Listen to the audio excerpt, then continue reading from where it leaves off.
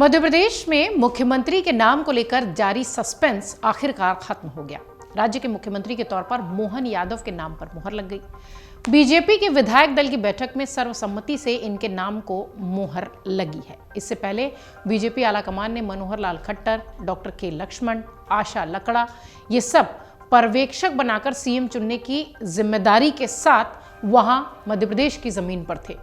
पर्यवेक्षकों की मौजूदगी में ही सोमवार को विधायक दल की बैठक हुई और मोहन यादव का नाम फाइनल हो गया। ये वो 3 नाम जो हमने बताया, ये पर्यवेक्षक थे और इन्होंने ही ये सुझाव दिया था। मोहन यादव उज्जैन दक्षिण विधानसभा सीट से विधायक हैं। सूत्र ये कहते हैं कि मध्य प्रदेश में 2 उप मुख्यमंत्री भी हैं, जिनमें कि दोनों के नाम जो सामने आ रहे हैं उसमें जगदीश देवड़ा और राजेंद्र शुक्ला का नाम है। जगदीश देवड़ा मल्हारगढ़ और राजेंद्र शुक्ला रीवा से विधायक हैं। इसके अलावा स्पीकर पद के लिए नरेंद्र सिंह तोमर के नाम का ऐलान भी किया गया है। मध्य प्रदेश के मनोनीत मुख्यमंत्री मोहन यादव ने जैसे ही उनके नाम का ऐलान हुआ, उन्होंने कहा कि मैं केंद्रीय नेतृत्व, प्रदेश नेतृत्व का आभार व्यक्त करता हूं कि मेरे जैसे छोटे से कार्यकर्ता को ये बड़ी जवाबदारी दी गई, जिम्मेदारी दी गई। आपके प्यार और सहयोग से मैं अपनी जिम्मेदारियों को पूरी करने का प्रयास करूंगा। मोहन यादव वो नाम जो कि अचानक से इतना चर्चा के केंद्र में आ गए कि उनसे जुड़ी तमाम जानकारियां लोग जुटाने लगे। मोहन यादव पहले भी पटवारी परीक्षा के दौरान जब मध्य प्रदेश में खूब इसकी चर्चा हुई थी, उस वक्त भी ये दिखाई पड़ रहे थे, उस वक्त भी ये चर्चा का विषय थे, क्योंकि ये शिक्षा मंत्री थे। अब चूंकि उन्हें प्रदेश की जिम्मेदारी दे दी गई है तो उनकी चर्चा खूब हो रही है। 3 पर्यवेक्षकों ने, जिन्हें की बड़ी जिम्मेदारी दी गई थी, उन्होंने मोहन यादव का नाम सुझाया। इस दाव से बीजेपी ने किस तरह से एक बड़ा गेम प्लान तैयार किया है, हम वो कोशिश करते हैं राजनीतिक विश्लेषकों से बातचीत करने के बाद आपको किस तरह से समझा पाए। दरअसल अगर देखा जाए तो पिछले 40 सालों से मोहन यादव लगातार काम कर रहे हैं। मोहन यादव एक ऐसा नाम है जो कि संघ से लेकर, शिक्षा मंत्री से लेकर, केंद्रीय मंत्री से लेकर तमाम जिम्मेदारियां वो निभा चुके हैं। अब इसके बाद अगर देखा जाए तो 40 साल के अपने इस सफर को पूरा करके वो मुख्यमंत्री की कुर्सी पर बैठे। अगर कोई ये कहे कि नहीं मोहन यादव का नाम कभी से चर्चा में नहीं था, तो ऐसा नहीं है। बीजेपी ने एक जो संदेश है वो बहुत मजबूती के साथ अपने कार्यकर्ताओं को देने की कोशिश की है और राष्ट्रीय राजनीति में भी दूसरे दलों को भी ये संदेश गया है कि हम अपने कार्यकर्ताओं को, जो कि दरी फट्टा बिछाने से लेकर बड़ी जिम्मेदारियों को संभालने के लिए सामने आते हैं, हम उनको प्राथमिकता देते हैं। ये इस बड़ा संदेश बीजेपी की ओर से देने की कोशिश की गई है। 40-41 साल से लगातार मोहन यादव काम करते रहे। ऐसा नहीं है कि मोहन यादव का नाम कहीं से निकलकर सामने आ गया है। नो डाउट कि जब सीएम के रेस की चर्चा हो रही थी, कई 7-8 नाम चर्चा में चल रहे थे, उसमें मोहन यादव कहीं नहीं थे। लेकिन यह कहना कि मोहन यादव अचानक से हेलीकॉप्टर लैंडिंग उनकी हुई है, दरअसल ये बात नहीं है। बीजेपी ये संदेश देने में भी कामयाब रही है कि अगर कार्यकर्ता बिना पद की लालसा से, तल्लीनता से काम करते रहेंगे तो निश्चित तौर पर उसका फायदा उन्हें मिलेगा। और ये जो संदेश है मोहन यादव के रूप में बीजेपी ने बड़ा उदाहरण पेश करके दे दिया है। मोहन यादव शिक्षा मंत्री रहे हैं, मोहन यादव संघ की जिम्मेदारी संभालते रहे हैं, मोहन यादव कई ऐसे विभाग रहे हैं जिनको कि देखते रहे हैं। मोहन यादव वो नाम है जो कि मध्य प्रदेश की सियासत में बिना शोर शराबे के काम करते हुए दिखाई पड़ते रहे। मोहन यादव वो नाम है जिन्होंने शांति से अपने काम को अंजाम दिया है और उसके बाद बीजेपी आला कमान ने उन्हें इस तरह की बड़ी जिम्मेदारी सौंपी है। निश्चित तौर पर शायद लोग ये भी कहें कि मोहन यादव जैसा नाम सीएम पद की रेस में कभी नहीं था। जहां बड़े बड़े कद्दावर नेता थे, वहां उन्होंने ये जंग एक तरीके से कह लीजिए कैसे जीती, ये बाहर वालों के लिए निश्चित ही जंग हो सकती है। लेकिन जिस तरीके से बीजेपी आलाकमान ने पर्यवेक्षकों को यहां पर लगाया था, उसके हिसाब से जब ये नाम निकलकर सामने आया तो निश्चित तौर पर एक बड़ा संदेश भी बीजेपी की ओर से गया और मध्य प्रदेश की सियासत में सीएम के ऐलान के साथ ही लोकसभा चुनाव के लिए भी एक जो बड़ा दाव बीजेपी खेलने की तैयारी कर रही थी, उसमें भी वो कामयाब होती दिखाई पड़ रही है।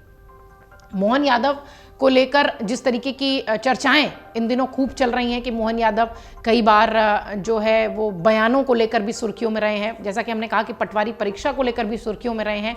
लेकिन इन सब के बीच जो सबसे मजबूत बात है मोहन यादव को लेकर वो ये है कि वो शांति से अपना काम करते चले आ रहे थे और विधायक दल की बैठक में पर्यवेक्षकों की मौजूदगी में जब उनका नाम सामने आया तो निश्चित तौर पर चौंकाने वाला तो था खुद मोहन यादव के लिए भी और बाकी लोगों के लिए भी, लेकिन बीजेपी ने भीतर ही भीतर अपने पार्टी कार्यकर्ताओं को, अपने लोगों को और खासतौर से दूसरे दलों के लोगों को भी ये बड़ा संदेश दिया है कि अगर आप शांति से धीरे धीरे काम यूं ही करते रहेंगे तो निश्चित तौर पर आपको आपकी जो जिम्मेदारी है, आपको जो आपका पद है वो मिलेगा।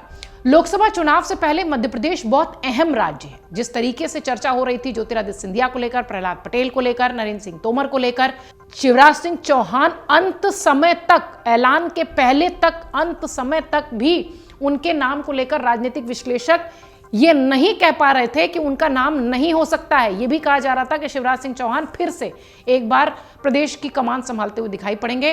हालांकि ऐसा हुआ नहीं, मोहन यादव का नाम सामने आ गया, मोहन यादव के नाम पे मोहर लग गई। लेकिन जिस तरीके की तस्वीर इस वक्त मध्य प्रदेश में दिखाई पड़ रही है, मोहन यादव निश्चित तौर पर एक बहुत जाना माना नाम तो नहीं है ये कह सकते हैं क्योंकि वो मुख्यमंत्री के रेस में नहीं थे, लेकिन जैसा कि हमने बताया कि वो धीरे धीरे अपने काम को बखूबी करते हुए दिखाई पड़ रहे थे। वो शिक्षा मंत्री के तौर पर जिम्मेदारी संभाल रहे थे, वो संघ की कई सारी जिम्मेदारियों पर रहे हैं, वो आम लोगों के बीच भी खासा पॉपुलर रहे हैं। शिवराज को रिप्लेस करना था, आप समझिए, बीजेपी के लिए मोहन यादव जैसा नाम बहुत आसान नहीं था। उन्हें शिवराज जिस तरीके से आम लोगों से मिलते रहे हैं, आम लोगों के साथ रहे हैं, इतने टेन्योर उन्होंने काम किया है, उसी के पैरेलल एक नाम उन्हें खड़ा करना था, इसलिए मोहन यादव का नाम सामने आया। मोहन यादव भी आम लोगों से ही जुड़ते रहे हैं, मिलते रहे हैं। मोहन यादव कुछ इस तरीके के सामाजिक कार्य भी करते रहे हैं जिसे लेकर आम लोगों के बीच में उनकी काफी पैठ भी है। आप समझिए 2013 में वो पहली बार विधायक बने, 2018 में वो दोबारा विधायक बने, 2020 में जब ज्योतिरादित्य सिंधिया इस खेमे में आ गए तो उन्हें मंत्री भी बनाया गया। उसी बीच 2013 से 18 के बीच का जो पीरियड था, उसी बीच उन्होंने कुछ इस तरीके के बयान दिए थे, पटवारी परीक्षा को लेकर काफी चर्चा हो रही थी। उस बीच काफी ज्यादा कांग्रेस की तरफ से इनके ऊपर आरोप भी लगे थे, लेकिन आप जानिए कि जनता ने इन सारे आरोपों को नकार दिया और 2018 में उन्हें फिर से विधायकी मिली।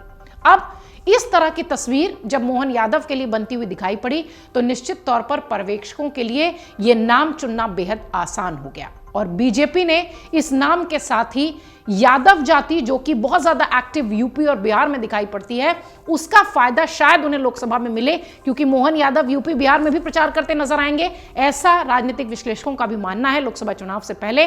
अब तस्वीर जिस तरीके से मोहन यादव को लेकर बनती दिखाई पड़ रही है, निश्चित तौर पर एमपी के मुख्यमंत्री का पद मोहन यादव को देकर बीजेपी ने एक बड़ा संदेश उन कार्यकर्ताओं को दिया है कि पद की लालसा के बिना यदि आप इस तरीके से काम करते रहेंगे तो निश्चित तौर पर आपको बड़ी जिम्मेदारियां दी जाएंगी, बड़े मौके दिए जाएंगे। और यही दूसरे दलों के कार्यकर्ताओं को भी संदेश देने की कोशिश बीजेपी की है। अपने लोगों को तो साधना ही है, दूसरे दलों के लोगों को भी साधना जरूरी है, क्योंकि लोकसभा चुनाव में एक बार फिर ये सारे नाम जो इस वक्त दिखाई पड़ रहे हैं उनकी चर्चा होगी। जिस तरीके से प्रहलाद पटेल को लेकर कहा जा रहा था कि उन्होंने जिस तरीके की जिम्मेदारी फिलहाल अभी निभाई है या दिखाई है, पूरी तरह से ये कहा जा रहा था कि प्रहलाद पटेल को ये जिम्मेदारी दी जाएगी, लेकिन मोहन यादव का नाम जब अचानक सामने आया तो बहुत सारे लोगों के लिए चौंकाने वाला नाम था। लेकिन निश्चित तौर पर मोहन यादव बीजेपी का कोई एक्सपेरिमेंट नहीं है, बीजेपी का ये एक बड़ा दाव है। पर्यवेक्षकों की जानकारी के साथ, पर्यवेक्षकों के एनालिसिस के साथ, मॉनिटरिंग के साथ मोहन यादव का नाम मध्य प्रदेश में सामने आया है। अगर आप ये वीडियो YouTube पर देख रहे हैं तो हमारे चैनल को सब्सक्राइब करें और बेल आइकन को दबाना ना भूलें। अगर आप Facebook पर ये वीडियो देख रहे हैं तो हमारे पेज को लाइक करें।